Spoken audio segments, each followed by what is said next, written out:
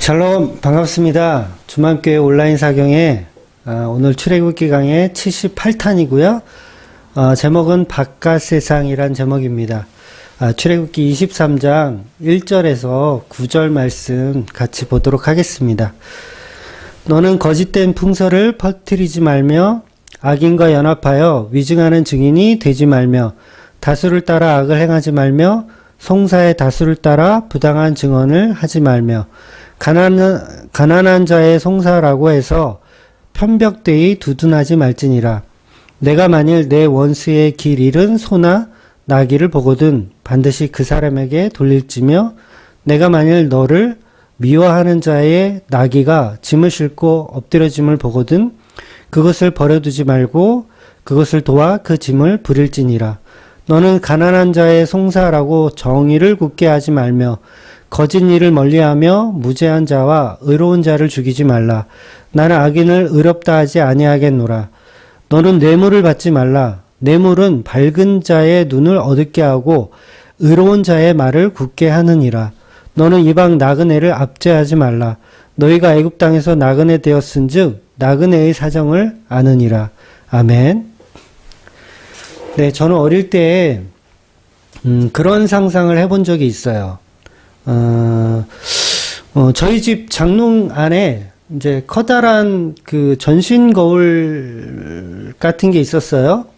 거울 속을 이제 가끔 어릴 때 초등학교 저학년 때 아니면 7살 때 그럴 때겠죠.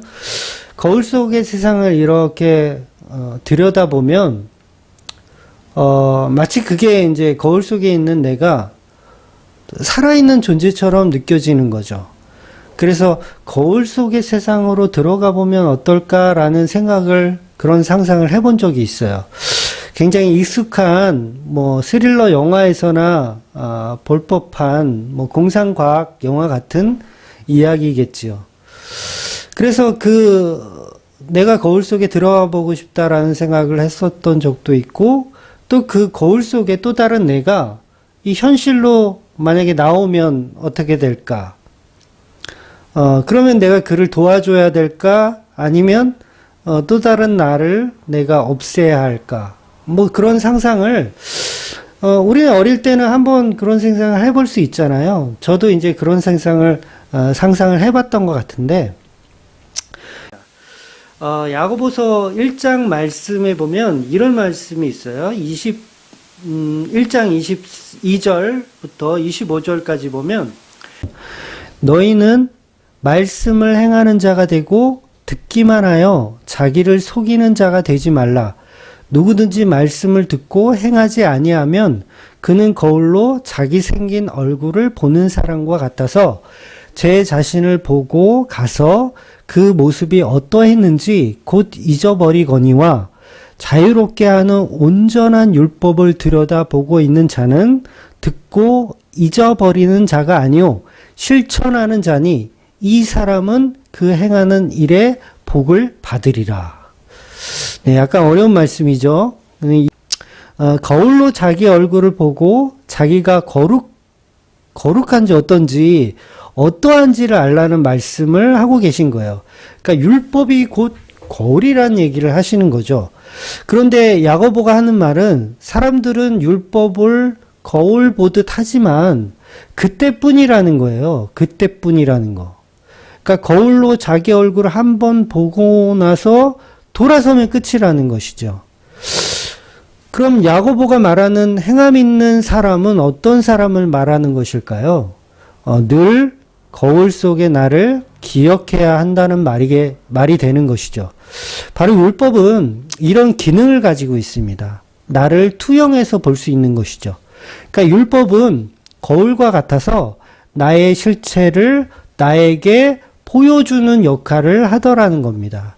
그래서 오늘 본문에서 말하는 도덕법에 해당하는 율법들 이제 우리가 계속 보고 있지만 거울 속의 나를 발견할 필요가 있다라는 거예요. 그러니까 문자적으로만 이해하면 안 되고 거울 속의 나를 발견할 수 있어야 된다는 거죠.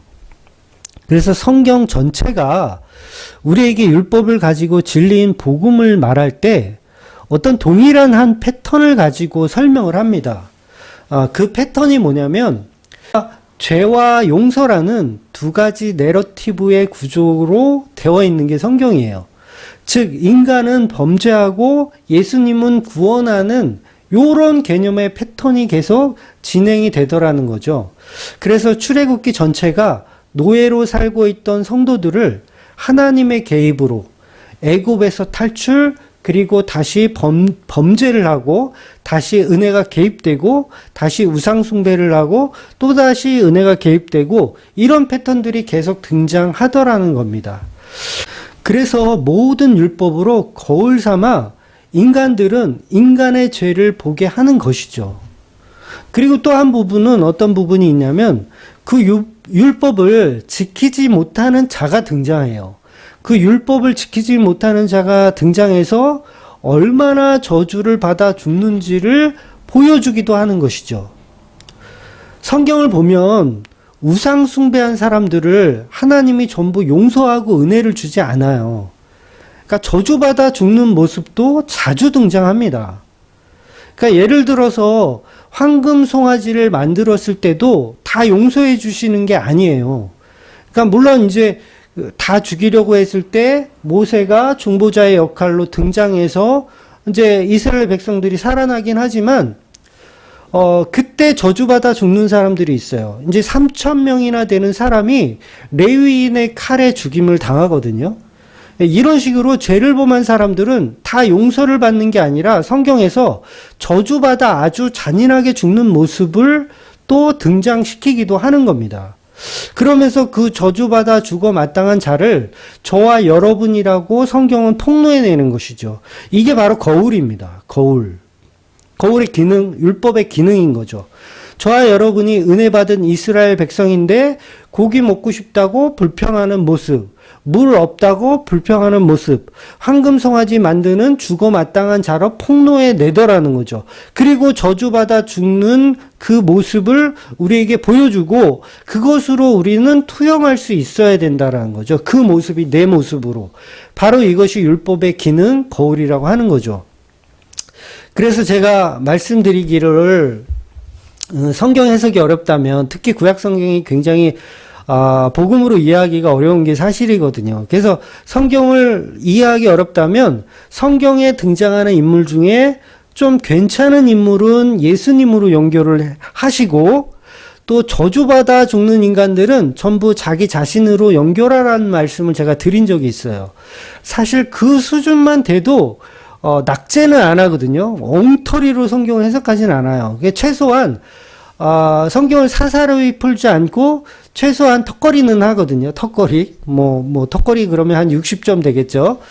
그래서 요셉이라든가 아니면 골리앗과 싸운 다윗이라든가 좋은 인물에게만 자기를 투영하려 하지 말고 범죄한 그런 다윗을 투영해야 하는 거죠. 범죄한 다윗. 우리아를 살해한 그런 다윗으로 투영해야 한다는 거예요. 그래서 가인과 아벨을 놓고 봤을 때도 우리는 다 아벨에게 우리를 투영하잖아요. 이렇게 순교해서 죽어야 된다라는 식으로 아벨에게 우리를 투영하는데 그런 식으로 투영하지 말고 나는 가인이라고 나는 가인의 모습으로 나를 투영하면 최소한 60점의 합격은 하더라는 거죠. 물론 그건 100점은 아닙니다.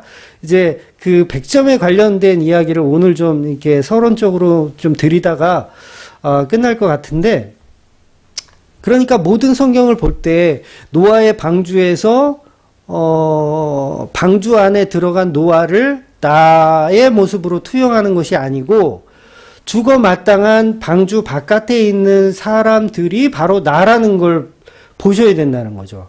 그러니까 소돔과 고모라에서 구원받는 어떤 롯과 딸들이 아니라 롯의 이야기를 그냥 우습게 여겼던 사위들의 모습이 바로 저와 여러분의 모습으로 투영해야 된다는 거죠. 그러니까 예수님을 배신한 베드로가 저와 여러분의 모습이고 가룟 유다가 저와 여러분의 모습이라는 겁니다.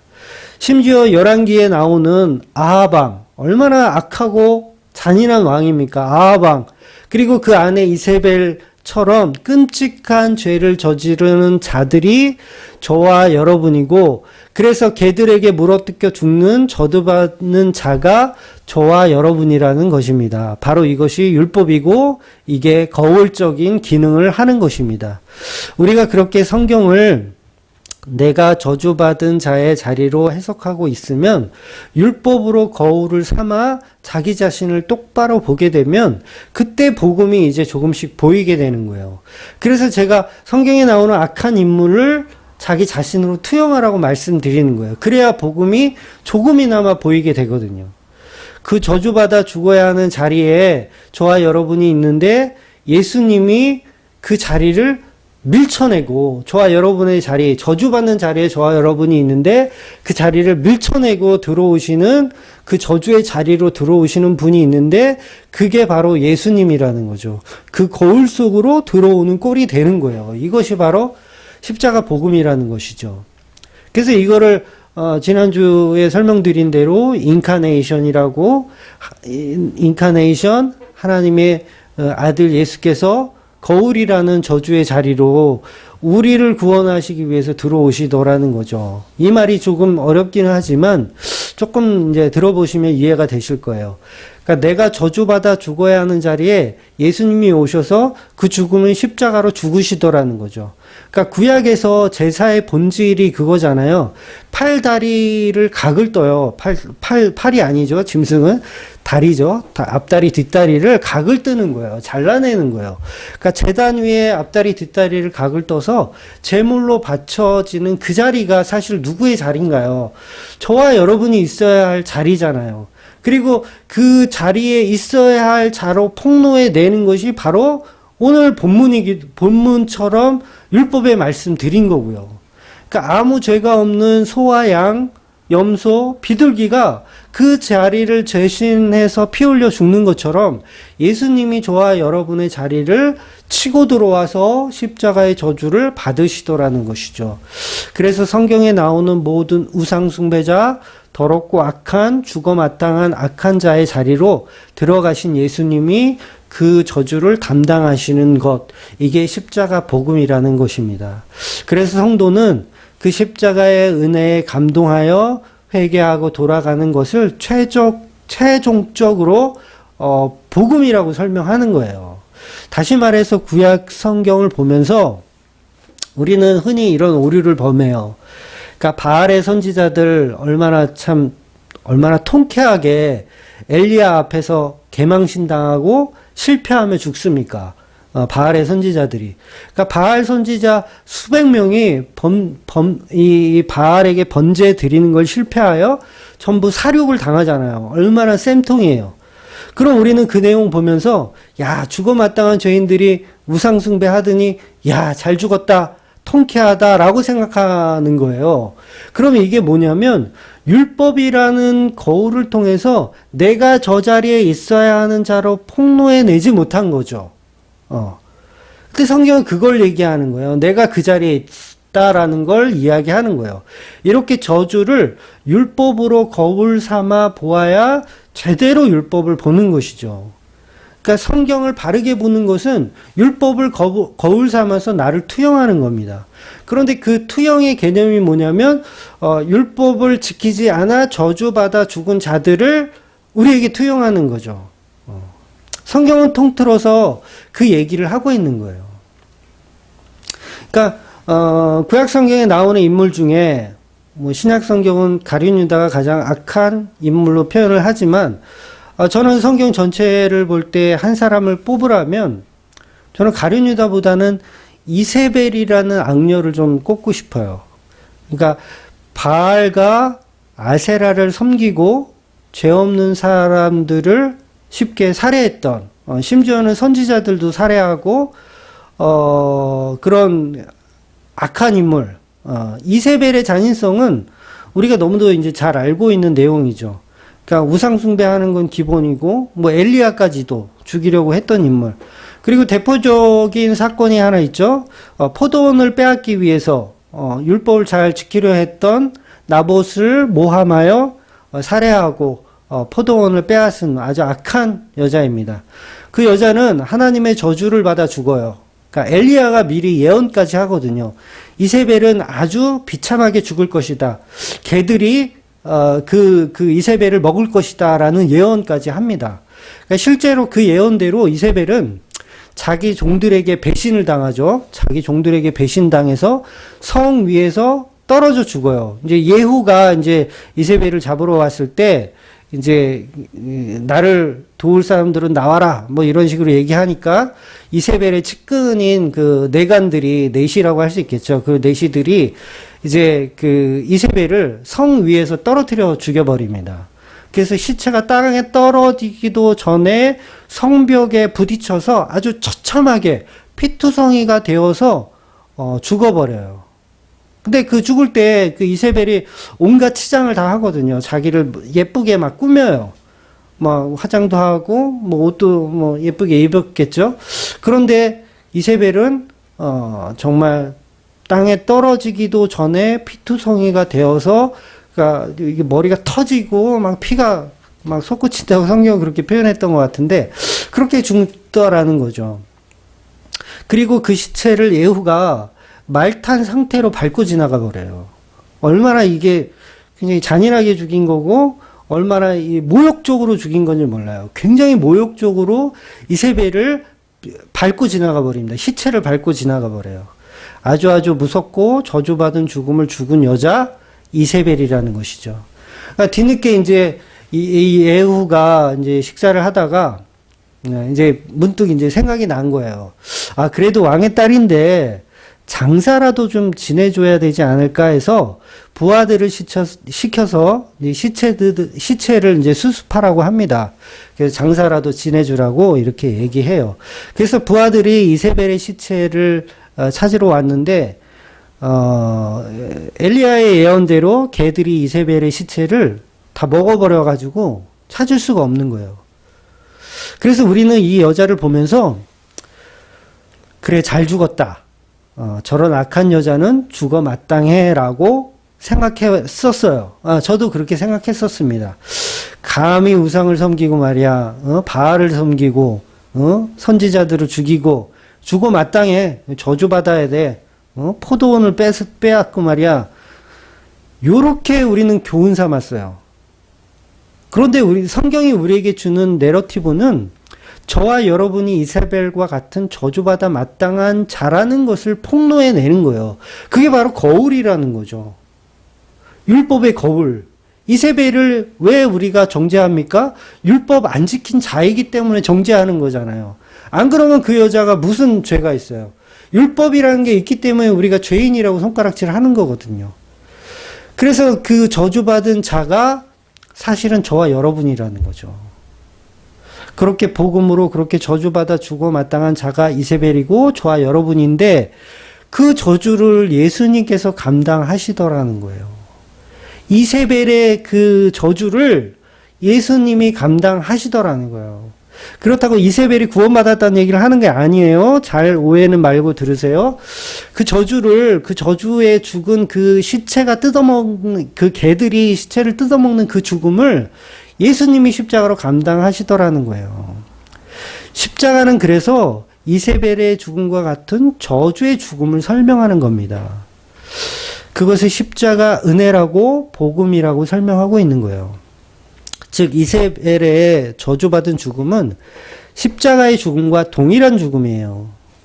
그러니까 열왕기하 9장 35절을 제가 읽어드릴게요.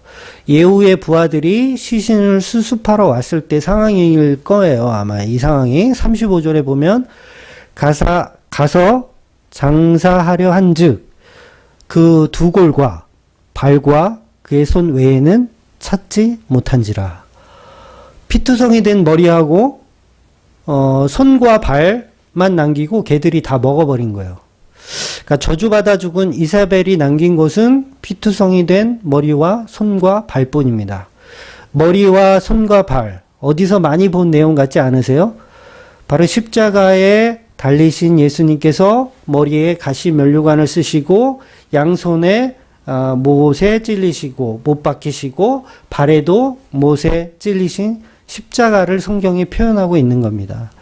마치 제사 짐승이 각을 떠서 앞다리와 뒷다리를 잘라내는 것처럼 이세벨은 온통 피투성이 된 그 머리, 피투성이 된 머리, 예수님의 머리처럼 머리와 손과 발만 남기고 저주받아 죽더라는 거죠. 예수님은 복음서에서 그런 말씀도 하셨어요. 너의 손과 발을 찍어내버리라. 그렇게 해서라도 지옥에 가지 않고 천국에 가는 것이 좋다라는 말씀을 하신 적이 있습니다. 그리고 믿음 없는 도마에게도 내 손과 발을 보라. 라는 말씀을 하셨어요. 그리고 나인 줄 알라고 하셨죠. 손과 발을 보고. 그렇다면 십자가의 저주는 이세벨이라고 하는 이 악한 여자가, 죽어 마땅한 여자가 남긴 것. 이세벨은 예수님처럼 손과 발, 그리고 가시면류관 쓴 얼굴을, 피투성이 된 얼굴을 남겼다라는 것이죠. 그 죽음을 표현하고 있는 거예요. 그래서 이세벨의 죽음은 철저하게 율법 지키지 않은 자의 죽음을 표현하는 거예요. 그러니까 저와 여러분의 죽음을 표현하고 있는 거죠. 그러니까 하나 더 예를 들어서 말씀드릴게요. 지금의 복음의 패턴을 제가 설명드리는 거예요. 다른 것보다도 복음의 패턴에 대해서 지금 요걸 아셔야 제가 결론으로 말씀드릴 때 이게 말씀이 이해가 되거든요. 그러니까 요 개념. 주일날 이제 우리 성도님들하고 교제하다가 나온 이야기예요. 창세기에 보면 이 웃사라는 인물이 등장해요. 이 웃사라는 인물을 우리가 이제 이렇게 토론하다가 이제 나온 이야기인데, 이 인물은 하나님의 법궤를 맨손으로 만져서 그 자리에서 하나님의 저주를 받아 즉사해서 죽은 저주받은 인물입니다. 그래서 우리는 이 웃사를 통해서 복음을 발견하려면 이 웃사는 율법을 어긴 자이고 죽어 마땅한 자예요. 절대 하나님의 법궤는요, 소가 끌어서는 안 돼요. 소가 이렇게 수레로 해서 끌면 안 되고, 반드시 제사장들이 어깨에 직접 메고 직접 법궤를 옮겨야 하거든요. 근데 웃사 일행은 소가 끄는 수레에 실은 거예요. 이 법궤를. 그러니까 율법을 어기고 법궤를 실어 나른 거죠. 이 부정한 방법으로. 그래서 소가 요동을 치는 바람에 수레에서 법궤가 떨어지려는 순간, 법궤가 수레에서 떨어지려는 순간, 웃사가 떨어지는 법궤를 잡은 거죠. 떨어지는 법궤를 잡아서 그 자리에서 저주받아 죽어요. 웃사가. 그러니까 사무엘하 6장 7절에 보면 여호와 하나님이 웃사가 잘못으로 말미암아 진노했다고 분명히 표현해요. 진노하사 그를 그곳에서 치시니 그가 거기 하나님의 궤 곁에서 죽으니라. 그러니까 웃사의 죄로 인해서 하나님은 진노하셨어요. 결국은 무슨 얘기냐면 율법 어긴 자에 관하여 진노를 하신 거예요. 하나님이 괜히 진노하신 게 아니라 율법 어긴 자를 표현하기 위해서 그런 거예요.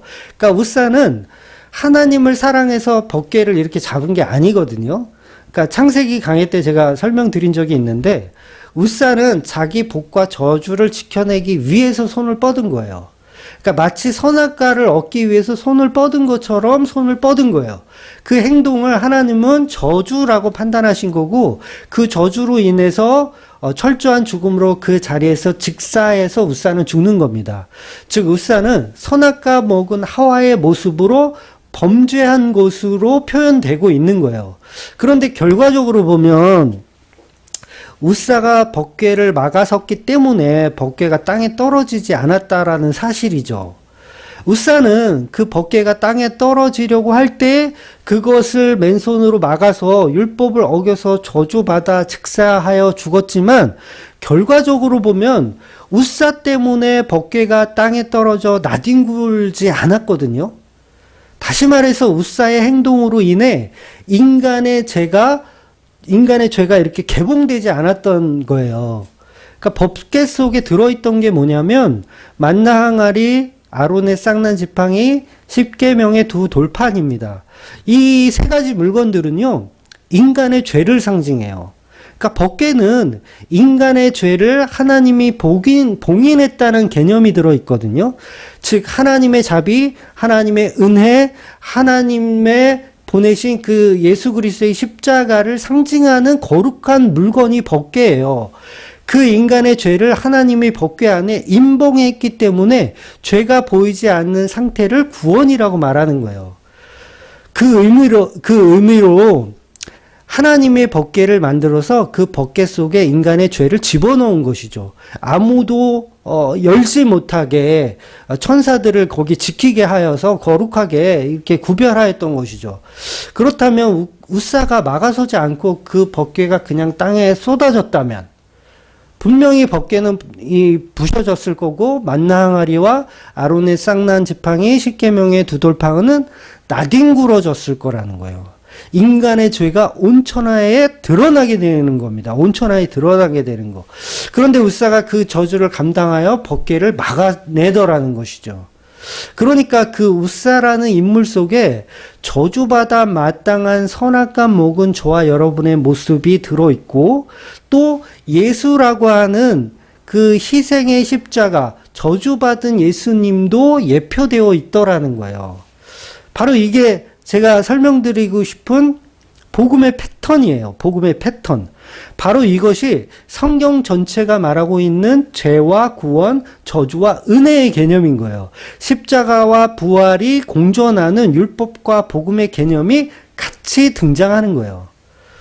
저와 여러분이 선악과 먹은 여자 하와라는 거죠. 선악과 먹은 하와. 그런데 그 남편이 그 선악과를 여자에게 받아 먹고 그 선악과와 함께 저주받은 자로 같이 죽는 거, 같이 들어오는 거, 이게 신랑 대신 예수님을 표현하는 거잖아요. 그래서 수많은 유대인들은 십자가 앞에서 예수님의 죽음을 잘 죽었다라고 얘기했어요. 쌤통이다. 감히 하나님의 성전을 모독하고 안식일을 범해 꼴 좋다, 잘 죽었네, 잘난 척 하더니, 율법 어기더니, 안식일 안 지키더니, 잘 죽었다라는 죽음을 죽으신 분, 그게 바로 예수님이잖아요. 그러니까 어찌 보면, 이세벨과 같은 모습으로, 우사와 같은 모습으로 저주받아 죽은 예수님이라는 거죠. 그래서 사도 바울도, 이제 예수님 만나기 전에, 그 다메섹에서 예수님 만나기 전에는 예수님의 죽음을 어떻게 생각했을까요? 이단 중의 괴수 잘 죽었다. 이단 중의 괴수 정말 잘 죽었다. 아주 속이 시원하다라고 생각했을 겁니다. 그래서 스데반을 죽이는 것도 정당하다라고 생각했어요. 그래서 성도들을 쫓아다니면서 죽이려고 열심을 부렸던 그 사도 바울. 그러니까 무슨 말이냐면 사도 바울도 예수님 만나기 전에는 율법을 거울로 보는 것까지 했기 때문에 이세벨의 저주의 죽음을 보면서 잘 죽었구나라는 것만 생각했다라는 거예요. 우리하고 똑같죠. 우리 모습인 거죠. 그러니까 우리도 이세벨이 죽은 저주받아 죽는 모습 보면서 와 통쾌하다. 잘 죽었다. 저런 나쁜 년은 죽어야 돼. 정말 잘 죽었다라고 생각했죠. 요게 예수님이 죽을 때 바울의 마음이라는 거예요. 바울의 마음. 바울이 예수님 죽을 때를 물론 목격했는지 어쨌는지 모르겠지만 예수님의 죽음을 잘 죽었다라고 생각했더라는 거예요. 율법을 안 지켜서 안식일을 안 지켜서 성전을 모독해서 죽는 저 죽음은 통쾌하다. 잘 죽었다라는 거죠. 근데 사도 바울은 뭘 봤냐면 저 모습이 내 모습이라는 걸 발견한 거예요. 예수님의 십자가 죽음이 내 모습이라는 걸 발견했고 스데반이 저주받아서 돌 맞아서 죽는 그 모습이 사실은 내 모습이었다라는 걸 나중에 복음을 알고 나서 깨닫게 되는 겁니다. 그러니까 십자가는 내가 죽는 십자가라는 것을 뒤늦게 알게 된 거죠. 그래서 율법을 자기 거울로 제대로 본 거예요. 그동안은 문자적으로 봤는데 율법을 자기 거울로 제대로 보게 된 거예요. 그래서 사도 바울은요, 내가 그리스도와 함께 십자가에 죽었다라는 바른 신앙 고백을 할 수 있었던 것입니다. 내가 이세벨이었구나. 내가 선악과 먹은 하와였구나라는 걸 뒤늦게 알게 된 것이죠. 그러니 성경에 등장하는 저주받아 죽어 마땅한 모든 인물들은요, 저와 여러분이고 그게 또 예수님이 그 자리를 밀쳐내고 들어오신 저주를 예수님이 받으시더라는 거죠. 그래서 이세벨의 그 저주받은 모습으로 죽으신 분이 바로 예수 그리스도라는 거예요. 그래서 머리와 손과 발만 남기시더라는 거죠. 그래서 지난주에 말씀드린 것처럼 짐승에 찢긴 피가 범벅이 된 어린 양을 잘 장사를 지내주는 것이 아니고 끝까지 그 어린 양은 개들의 밥으로 던져주더라는 것입니다. 그러니 오늘 본문도 율법들을 우리에게 던져주기 때문에 우리가 이런 죄인이라는 것을 알고 그 죄의 대가를 예수님이 홀로 십자가로 담당하셨다는 사실을 보여지는 것이 복음입니다.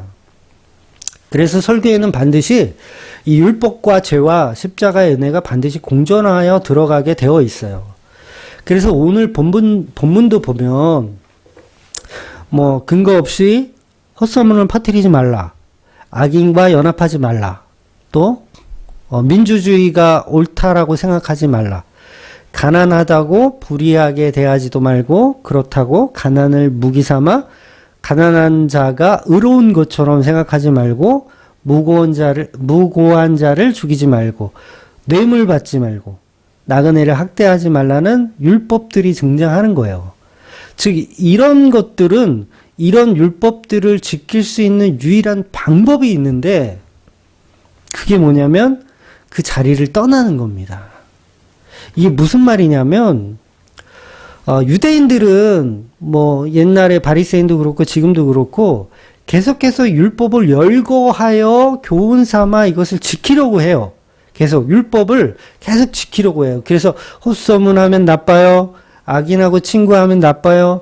누명 씌우면 나빠요. 나그네 학대하면 안 돼요. 라는 식으로 문자적인 율법을 열심히 지키지만 성경이 말하는 율법 지킴의 바른 내러티브는 저주라는 나 자신의 자리를 버리고 예수님의 은혜의 자리로 가는 걸 설명하는 거예요.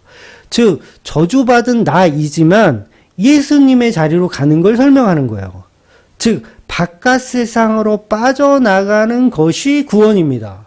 그러니까 율법 안에 여전히 살면 그건 여전히 바깥 안에 있는 게 아니라 그 속에 사는 거예요. 그 거울 속에 사는 거예요. 거울 속. 그래서 거울 속 율법을 통한 은혜는 마치 거울 속 나와 같습니다. 거울 속 나. 거울 속 나는 뭐죠? 본질이 아닌 허상이죠. 거울 속 나는 본질이 아닌 허상이에요. 거울 속 나는 나 있는 곳으로 올 수 없고 나는 거울 속으로 들어갈 수 없는 것과 같아요. 조금 말이 어렵지만 거울 속 나와 현실 속 나는 동일한 죄를 짓지만 생각해 보세요. 내가 여기서 뭐 어떤 범죄를 저질렀어. 뭐 살인을 하거나 뭘 했어. 그러면 거울 속에 나도 나와 동일한 죄를 짓죠. 그런데 거울 속 나는 실체가 아니에요. 실체가 아니에요. 죄가 없다고도 말할 수가 없고 있다고도 말할 수도 없어요. 그런데 그건 거울이라고 증명을 내주시는 것이 바로 예수님의 십자가 복음이라는 거예요. 이해가 되셨는지 모르겠네. 그래서 구원은요, 죄가 없는 것처럼 도말되는 것인데 그 과정 속에서 현실의 나는 예수님과 함께 십자가에 내가 죽는 겁니다. 요 말이 이해가 됐으면 좋겠는데, 그러니까 본질인 내가 죽어버리면 거울 속 나는 죄가 없게 되는 거예요. 본질이 죽어버렸으니까. 이게 율법에 능통한 1.1획도 틀림없이 지켜내려 했던 성령 받은 사도 바울이 말한 복음이에요. 제가 전하는 복음이 아니에요. 그러니까 실체에 내가 죽으면, 내가 그리스도와 함께 십자가 못 박혀 죽으면 거울 속 나는 죄가 없게 된다는 얘기를 하는 거예요. 요 개념인 거예요. 그러니까 나는 죽고 예수로 다시 만들어진 그 거울 속에 또 다른 내가 되는 것입니다. 바로 이것을 재창조라고 설명하는 거예요. 자, 좀 어려우니까 그냥 꺼버리실 수도 있는데 끄지 마시고 끝까지 좀 들어보세요. 쉽게 설명드릴게요. 예수 그리스도의 십자가로 죽지 않는 세상은 바로 거울 속 세상과 같다라는 거예요. 그러니까 예수 그리스도의 십자가로 죽지 않는 세상은 바로 거울 속 세상과 같다. 저와 여러분이 예수 그리스도의 십자가로 예수님과 함께 못 박혀 죽지 않으면 우리는 거울 속의 허상을 산다고요. 허상.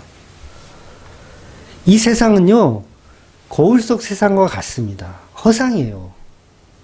자칫 이 말이 이제 염세주의적으로 들릴 수가 있어서 잘 이해하고 들으셔야 되는데, 예수님으로 만들어지지 않는 세상은요, 예수님의 십자가로 만들어지지 않는 세상은 전부 허상입니다. 가짜 세상이에요. 그래서 어떤 분들은 그런 표현도 하죠. 이 세상은 그냥 소풍 나온 곳이다. 어떤 목사님이 하셨는데 생각이 안 나네. 이 세상은 소풍 나온 곳이다. 네, 맞아요. 아주 정확한 해석이에요. 그래서 솔로몬이 그런 얘기를 하잖아요. 전도서죠. 헛되고 헛되니 모든 것이 헛되도다. 라는 말을 했어요. 그러면 솔로몬이 말한 이 헛되고 헛됨의 개념이 나는 왕으로서 권력도 가져봤고 돈도 많아가지고 막 방패도 금으로 만들 정도로 내가 누릴 거 다 누려봤기 때문에 이 세상이 이 헛되다라는 말을 한 걸까요? 아니면 이 세상이 진짜 이 허상이라는 얘기를 한 걸까요? 후자예요, 후자. 그러니까 내가 누려봤으니까 헛되다라는 얘기는요, 그거는 자기한테만 해당되는 거죠. 저와 여러분이 솔직히 부자 되는 게 싫습니까? 나도 금으로 방패를 만들어 봤으면 좋겠어요. 돈이 있으면 좋잖아요. 그런데 솔로몬은 그런 얘기를 하는 게 아니고요. 인생 자체가 헛되다라는 얘기를 하는 거예요. 그 말은 이곳은 허상이라는 얘기를 하는 거예요. 그래서 지혜로운 자는 바로 이것이 허상이라는 걸 알게 되더라는 거죠. 그러니까 오늘 본문과 같은 모든 율법들은요, 이 세상이 허상이라는 걸 거울로 보여주는 거예요. 제가 요한복음 1탄에서 자각몽이라는 것을 예를 들어서 설명을 드렸는데, 자각몽 속에서 우리가 죄를 범하잖아요. 막 자각몽 속에서 막 은행을 털기도 하고, 살인을 하기도 하고, 뭐 심지어는 막 나쁜 짓을 막 해요. 나쁜 짓을 하기도 하고. 그런데 그 자각몽 속에서 내가 은행 턴 거 회개하고요. 살인한 거 회개하고요. 막 이렇게 막 회개를 해. 그럼 의미가 있냐고요, 그게. 이해가 되시나요? 그거 의미가 없는 거예요. 진짜 의미는 뭐냐면 그 자각몽에서 깨어나는 게 의미가 있는 거예요. 자각몽에서 깨어나는 거. 그래야 나의 죄가 사라지는 거예요. 자각몽에서 빠져나온 바깥 세상.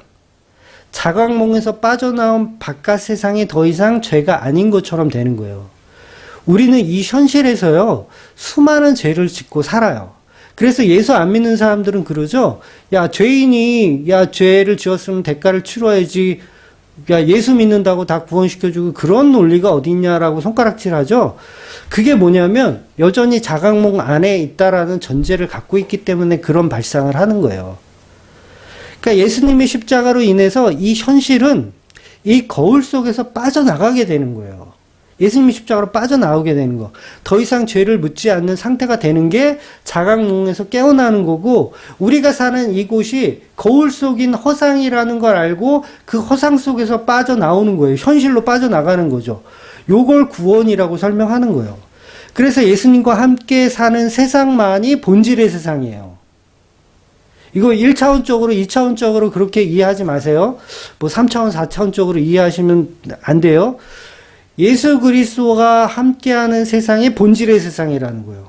그러니까 내가 그동안 예수를 모르고 살았으면요, 저와 여러분은 허상을 살았던 거예요. 허상을 살았던 거예요. 그래서 우리 주위에 보면 막 죄를 짓고, 야, 저 사람은 저 인생 어떡하냐, 저거. 예수도 안 믿고 죄를 짓고 저를 뭐가 되려고 저러냐. 근데 걱정하실 필요가 없는 게, 예수를 만나게 되면 그 현실의 세계는 다 허상으로 바뀌는 거예요. 예수를 만나는 순간 본질을 보게 되는 것이죠. 그래서 예수 없는 세상은 전부 거울 속 허상이라는 거예요. 다시 한번 말씀드려요. 예수 없는 세상은 전부 거울 속 허상이라는 겁니다. 그걸 죄 가운데 있다라고 성경이 표현하는 거예요. 고린도전서 15장 17절 볼게요. 그리스도께서 다시 살아나신 일이 없으면 너희의 믿음도 헛되고 너희가 여전히 제 가운데 있을 것이요. 와, 너무 정확한 이야기를 지금 고린도전서에서 하고 있는 거예요. 아무리 우리가 믿음으로 율법을 지켜봐야 예수님의 십자가와 부활로 허상의 세상에서 빠져나오지 않으면 그 거울 속 세상에서 아무리 믿음이 좋아봐야 소용없고, 아무리 율법 잘 지켜봐야 소용없고, 모든 것이 다 헛된 거예요. 헛되다라는 건 여전히 죄의 문제를 해결하지 못하더라는 거죠. 그러니까 자각몽 속에 있을 때는 아무리 믿음 좋고 회개하고 하여튼간 무엇도 어떤 몸부림을 다 해도 죄가 그 가운데 있는 거예요. 너희가 여전히 제 가운데 있을 것이요 라고 말씀하시는 거예요. 그러니까 빠져나와야 되는 거죠. 바깥 세상으로. 우리가 사는 이 세상이 거울 속 가짜의 세상이에요. 거울 속 가짜의 세상. 그래서 그곳에서 탈출시켜 주시는 분이 바로 예수 그리스도의 십자가라는 거죠. 그러니까 예수님은 우리의 죄를 없애 주시는 분이 아니라 그곳에서 탈출시켜 주시는 구원을 설명하시는 거예요. 출애굽기가 그 내용을 담고 있는 거예요. 놀랍지 않습니까? 출애굽기는 그 내용을 담고 있어요. 그러니까 죄를 이기고 싸워서 승리해서 요 개념이 아니라 예수 그리스도로 인해서 우리가 그곳에서 탈출하는 것, 이게 바로 진정한 승리라는 거죠. 진정한 승리. 그래서 구원은 빠져나옴이지 율법과 싸우는 게 아닙니다. 율법과 싸우는 게 아니에요. 이 세상과 싸우는 게 아니에요. 이 세상하고 왜 싸우고 있어요? 이 세상하고 싸우지 마세요. 우리는 이 율법을 지켜낼 능력도 없고요. 이 율법으로 뭘 할 수 있는 능력이 없어요. 빠져나와야 되는 거예요. 예수께서 나의 실체로 십자가에 죽으시고 그 거울 속에서 나를 빼내주시는 겁니다. 그래서 저와 여러분은요, 거울이라는 그 유리가 있잖아요. 거울이라는 유리. 그 유리를 뚫고 나오는 거예요. 그래서 예수님이 그 유리를 뚫고 나오시는 거죠. 그래서 그 유리를 뚫고 나오는 동안 예수님의 몸이 다 찢겨 나가시는 거예요. 고통을 느끼시는 거죠, 예수님이. 그게 바로 십자가인 거죠. 예수님이 그 유리를 뚫고 나가시면 우리는 그 자리로 예수님이 가신 그 길 그대로 유리를 뚫고 나오는 거예요. 우리도.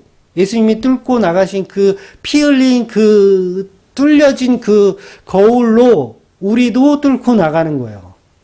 그게 바로 십자가죠. 허상 속 거울에서 빠져나오는 겁니다. 그런데 우리가 허상 속 거울에 산다는 걸 모르죠. 근데 그걸 알게 하는 게 바로 율법이라는 거예요. 율법. 그래서 우리가 오늘 본문의 말씀의 율법들을 안 지킨 자들, 못 지킨 자들을 예를 들어서 설명드린 거예요. 이세벨, 율법을 안 지켰어요. 못 지켰어요. 그래서 그가 저주받아 죽는 거예요. 그렇게 죽어야 하는 자가 저와 여러분인데 예수님을 만나는 순간 그곳에서 탈출되어지더라는 거죠. 나중에 여러분 천국에 가게 되면 예수님을 이제 만나게 되죠. 고린도전서에 나오는 것처럼 희미하게 보는 것이 아니라 이제 현실로 마주하게 돼요. 선명하게 보게 된다는 거죠. 그러면 그때가 되면 그곳을 현실이라고 말할까요? 아니면 지금 이 땅을 현실이라고 말할까요? 그때가 되면요, 그곳은 현실이고요, 이곳은 허상이 되는 거예요. 거울 속 허상이었다는 거예요. 그래서 거울 속 허상들의 세상, 이것을 좀 전에 말씀드린 대로 소풍 나온 세상이라고 하고 거울 속 허상이라고 하는 거예요. 그럼 나의 실체는 어디 있냐? 나의 실체는 어디 있냐? 예수 그리스도 안에 있는 거죠. 다시 말해서 이곳이 염세주의적인 곳이고 이곳은 허상이기 때문에 막 살아도 된다는 얘기가 아니에요. 이곳에서 예수 그리스도를 품지 않으면, 예수 그리스도가 우리를 품어주지 않으면 우리는 여전히 허상 속에 허우적거리며 산다는 것이죠. 예수님의 십자가로 뚫어버린 바깥 세상, 그러니까 예수님의 품이죠. 바깥 세상이라는 개념은요, 저 천국, 파라다이스 이런 개념이 아니고요, 예수님의 품이라는 거예요. 예수님의 품, 예수님의 품. 신랑 된 품, 예수님의 십자가로 뚫어버린 바깥 세상. 바로 이것을 소망을 두고 사는 저와 여러분이 예수를 믿는다라고 표현할 수 있다라는 거예요. 그게 바로 재창조의 개념입니다. 여러분, 이곳은요, 창조된 게 아니에요. 아직 창조할 게 한 가지 더 남은 거예요. 바로 예수 그리스도의 십자가로 지금 이곳은 허상 속인데 여기서 재창조해 내는 거예요. 바깥 세상으로 끌어내는 거죠. 바깥 세상으로 끌어내는 거. 그래서 우리가 동일한 시대에 동일한 날짜에 우리가 살고 있지만 세상 사람들과 우리는요, 본질적으로 다른 겁니다. 그 사람들은 허상을 살고 있는 거고요. 우리는 사실 본질을 살고 있는 거예요. 왜? 예수님이 나와 함께 하시면 그때부터 나는 본질이 되는 겁니다. 그래서 이세벨이 죽었을 때 우리는 쌤통이라고 생각하지만 그게 율법이었기 때문에 그 율법을 지키지 못한 이세벨을 보면서 저 모습이 내 모습이다라는 그 저주를 받아내고, 그리고 그 저주를 내가 받고 있는데 예수님께서 그 자리를 밀쳐내시고 내 자리를 침노에 들어오시는 것. 요게 바로 예수님의 십자가라는 겁니다. 그래서 우리는 날마다 예수님의 십자가로 인해 실체를 사셔야 돼요. 본질을 사셔야 됩니다. 허상을 사는 게 아니라 예수님의 십자가로 그 은혜로, 그 예수님의 은혜로 날마다 실체를 살아내시는 저와 여러분이 되시기를 주의 이름으로 축원드리겠습니다. 아멘.